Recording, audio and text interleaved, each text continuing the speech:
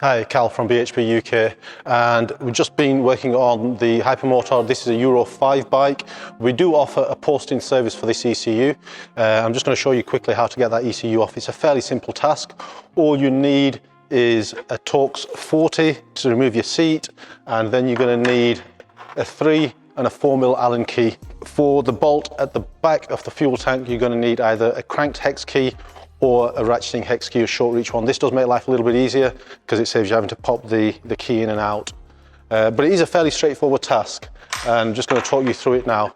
First thing you need to do, take your seat off, which is just spin the T40. I tend to just put everything in a lint bin so you're not going to lose anything.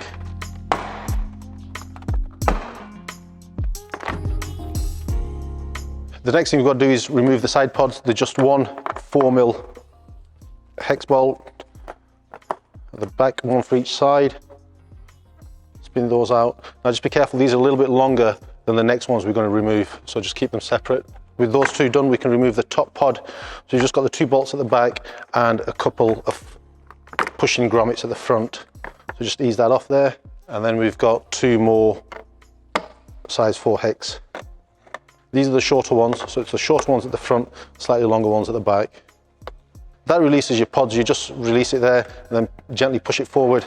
Your pod should come off. There's a small Velcro fastener there, but as soon as you pop it at the back, it releases that anyway. Same on the other side, just release the Velcro and pop it forward. So next, for your fuel tank, you have a 5mm hex key on this side, we can just spin out. Now you've got a grommet and a washer that stays in place there. That's floating, so you can wiggle it in. Same again on this side. You then have a couple of vent pipes off the fuel tank. The larger one on the right hand side has a clip over it. You can easily get that with some long nose pliers. Ease that back and then just gently wiggle that back. Come away fairly easily, to be honest with you. And then you've got a smaller one on the left hand side. That pops off. That doesn't have a retaining clip on it. So lastly, at the back of the tank, just above the lambda sensor, we have one more 4mm hex bolt. This is far easier with a ratchet. That pulls out of there. And if you feel up there, there is a little locating peg that your bolt goes into. Try not to lose that. That is everything free now for the tank to come out. With the tank, it is actually possible just to slide these forward, slide the tank back, then you can lift it up at the front. Now if you get a helper here, your ECU is actually located just under there. Now it is actually possible to get this out without removing the tank any further. It is a little bit fiddly. There's a little catch at the back of the plug, and then there's a lever that pulls over. Once you slide that off, the plug comes away. It's a little bit easier for me because I've seen it and I've done it several times. And then the ECU actually just slides out of the rubber housing. You just slide it backwards towards the back of the bike and it slides out of the rubber housing. There you have the Continental M4C ECU, and that's what we need to program. If you are struggling to get the ECU out with the tank in place, removing the tank is a lot easier than it's made out on the forums. All you do is you slide the tank forward as far as you can and then pick it up at the back, and it should come up fairly easily. Then slide it forward. That should just give you just enough space at the back of the tank to wiggle it up. There's a connector to release here.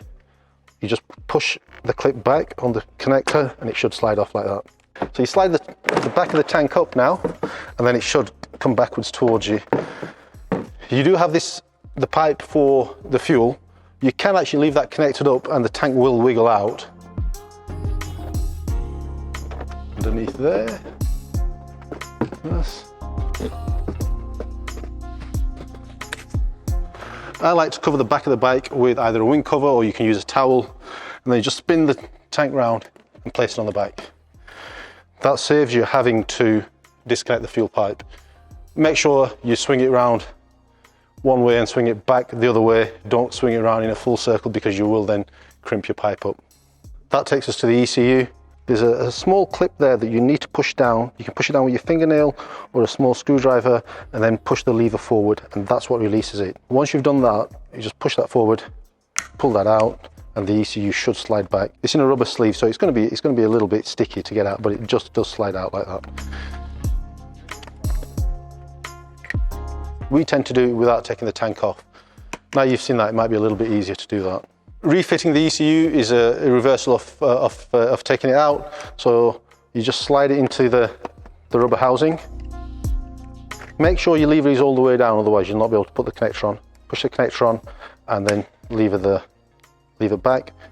Keep pushing it across until it secures behind the plug, and then you can spin. Remember, you spin your tank round the same way that you took it off. You should be able to just wiggle it in under there. Provided they're visible up here, that's fine. You'll be able to connect them up. Push your tank as far forward as possible. Once you've wiggled past the USB connector, the tank should just drop in like that. Reconnect the vents. Just push those on, one on either side. I tend to put the front bolts into the tank first. Just loosely put them in, both sides. Don't tighten them up just yet. Same again on the other side. Again, just don't tighten it up just yet. And then sometimes the most awkward one can be the rear connector.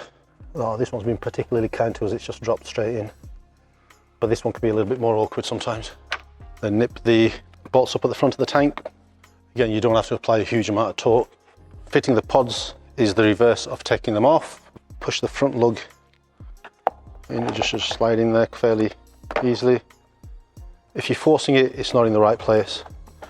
And then you just pop the Velcro where it goes, you can hear it pop into place there.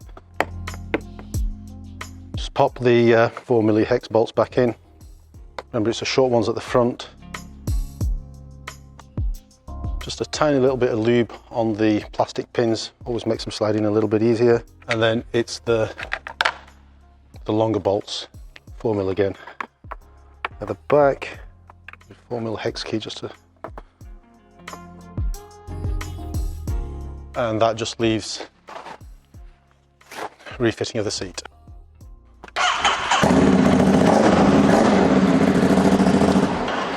And if you've done it properly, your bike should start up and you can go out and test ride it and make sure you're happy with the results.